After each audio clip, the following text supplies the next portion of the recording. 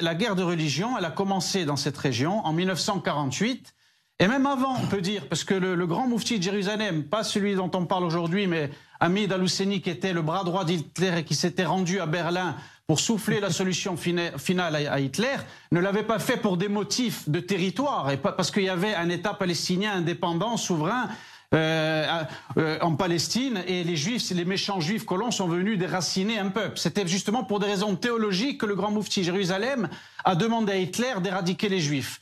Donc la guerre de religion a commencé déjà avec le grand moufti avant le retour du peuple d'Israël sur sa terre en 48. Les États arabes nous ont déclaré la guerre en 1948 pour des raisons théologiques aussi. Il n'y avait pas d'État palestinien indépendant ici. C'est tout simplement parce que, je l'ai déjà dit plusieurs fois, à un niveau théologique, et c'est important de le dire à nos téléspectateurs, notre retour ici pose un problème majeur de fond à l'islam, parce que l'islam s'est construit finalement sur les ruines d'Israël et sur notre exil.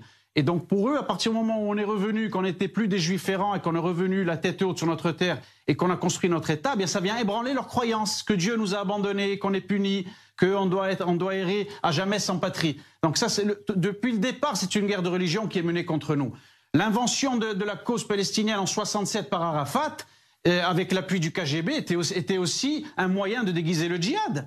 Tout simplement. Donc la guerre de religion n'a pas commencé et ne va pas apparaître aujourd'hui parce que des juifs décident de monter sur le mont du Temple. Ça, c'est toute la sémantique arabe c'est toujours là dans cette victimisation de se faire passer pour les agressés alors qu'ils sont eux les agresseurs vis-à-vis de nous et ce sont eux les colons et non l'inverse, comme Amir Badran tout à l'heure parlait de colons israéliens, mais pour nous, en tant que juifs souverains sur notre terre, et en étant conscients de notre héritage, pour nous, les colons ne sont pas les juifs, mais sont les arabes qui occupent notre terre. Donc on a chacun notre point de vue là-dessus.